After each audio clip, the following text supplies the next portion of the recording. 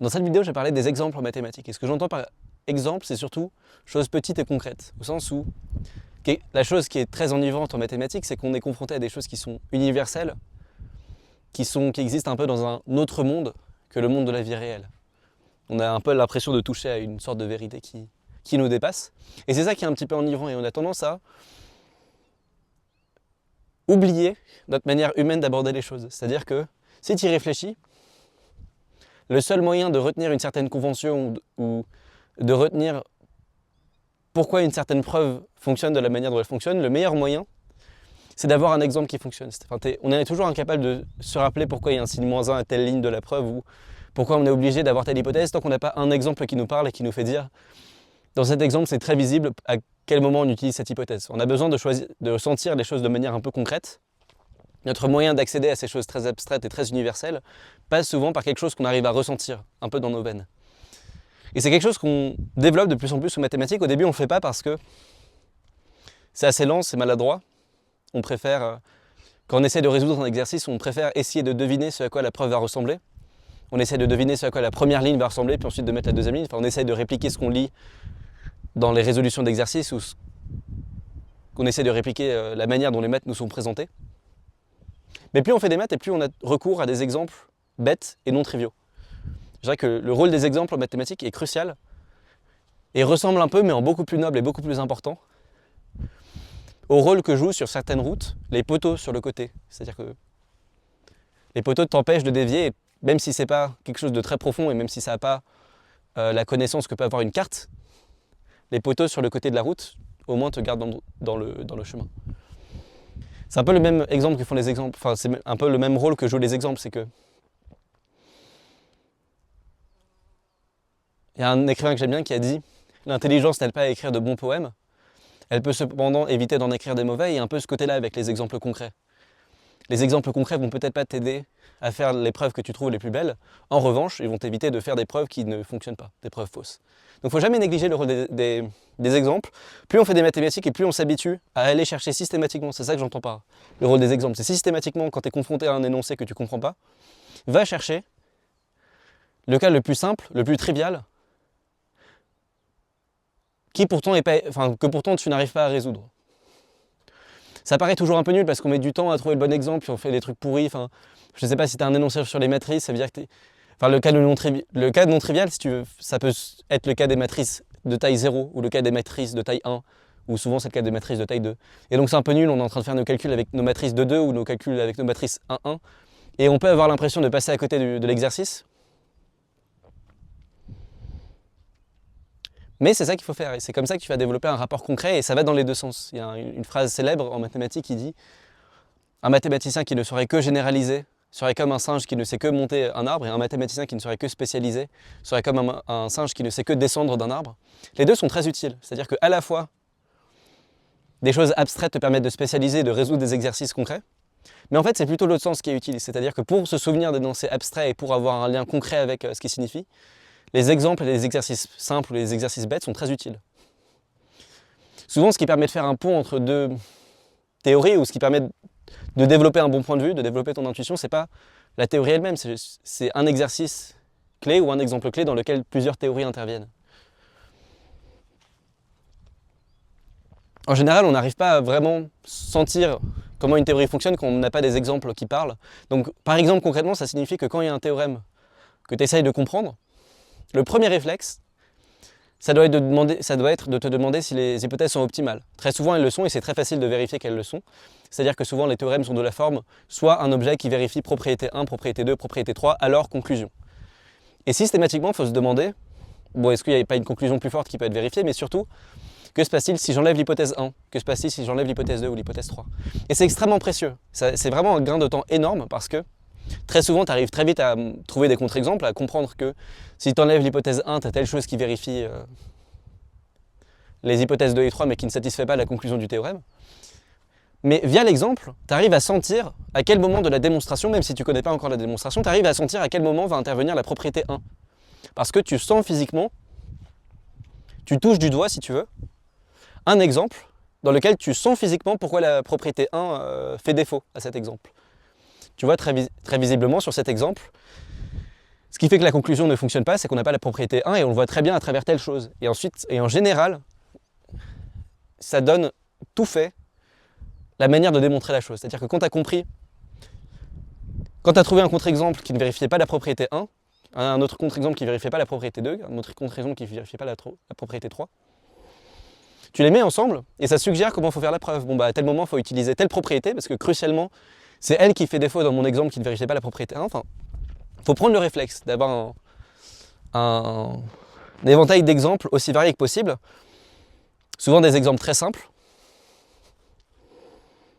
Et le revisiter et essayer de les revisiter. Plus on apprend la théorie, en général, quand on revisite un exemple qui nous servait il y a un an, c'est pour ça que c'est pas mal de revisiter des exercices qu'on a fait il y a un an ou de revisiter des feuilles d'exercices qu'on a déjà fait il y a longtemps. Parce qu'en général, on arrive à avoir une nouvelle lecture sur ces exercices. Ça ressemble un petit peu à des jeux de société qu'on refait quand on est plus vieux. Même si ce sont les mêmes règles, on n'a pas du tout la même lecture et la même impression de comment le jeu de société fonctionne. Ça t'est déjà arrivé de rejoindre un jeu de société auquel tu jouais quand tu étais plus jeune? Et même si c'est les mêmes règles, on s'ennuie jamais parce qu'on revisite un peu le truc et on observe comment notre rapport au jeu et quelles sont nos intuitions et comment elles ont changé. Donc ça joue un peu ce rôle, les exemples-là. Ça permet d'être un point d'intersection pour plusieurs théories abstraites qui n'auraient pas de lien, si ce n'est pour cet exemple-là. Et c'est un peu comme ça que je visualise la topographie des mathématiques, c'est-à-dire que on pourrait visualiser la topographie des mathématiques comme une tour. On monte de plus en plus haut dans l'abstraction, on arrive à prouver des théorèmes de plus en plus compliqués. Mais en réalité, ça ressemble plutôt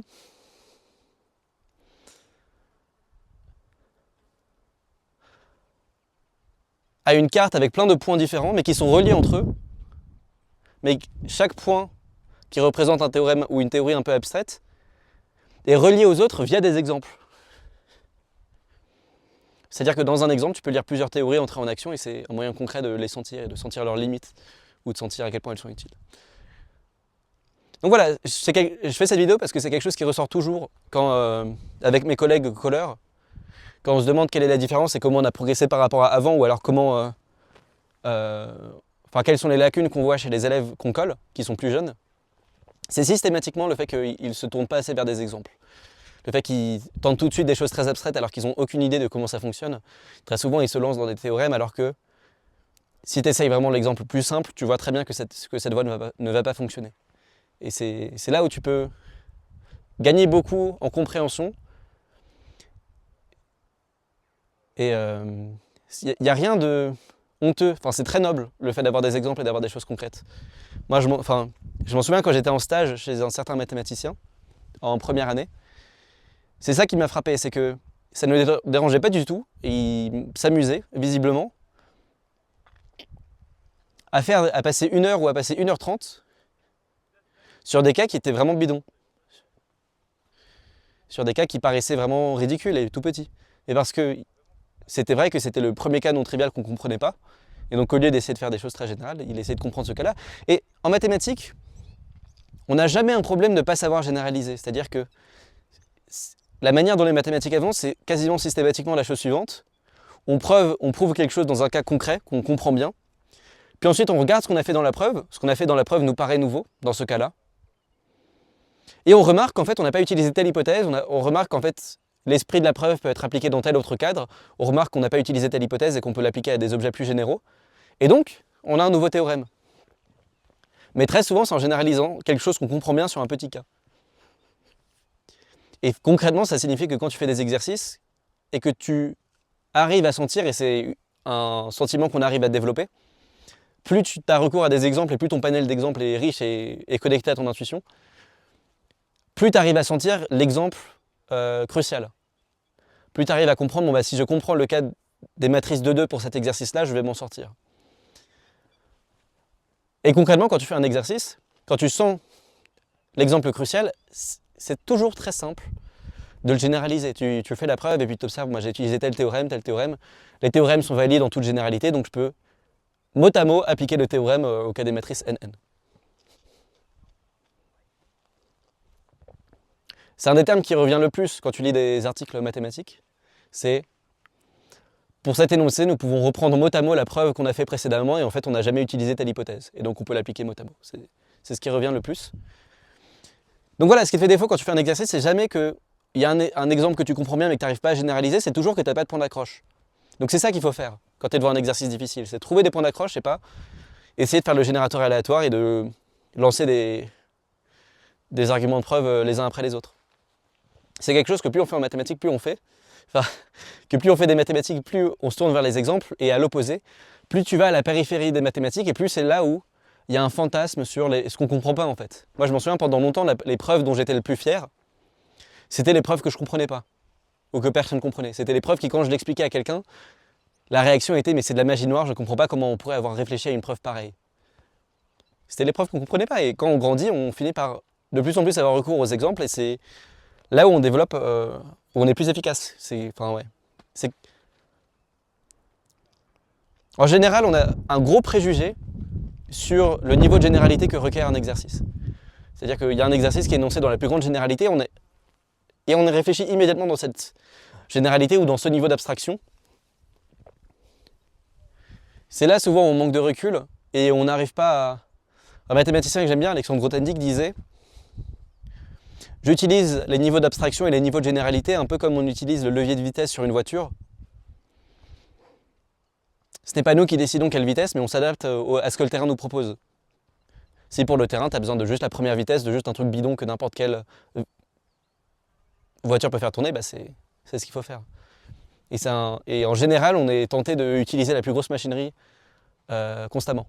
C'est comme un certain président américain avait dit à son successeur, c'est pas parce que tu as le plus gros marteau que tous les problèmes sont des clous.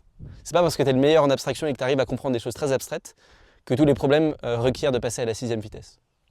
Donc voilà, c'était ça cette vidéo, mais ça paraît étrange quand on fait des mathématiques parce que c'est pas du tout visible. Le processus de compréhension d'un théorème n'est pas du tout transmis dans la preuve du théorème, qui est très abstraite.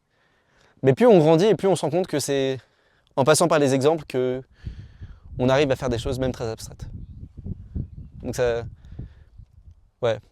Enfin, récemment, il y a quelques mois, je suis allé coller dans une certaine classe et c'est ce qui m'a marqué, comme à chaque fois que je colle, ou comme à chaque fois que je parle avec des gens qui sont un peu plus jeunes en maths, c'est qu'il n'y a pas assez d'exemples. Voilà.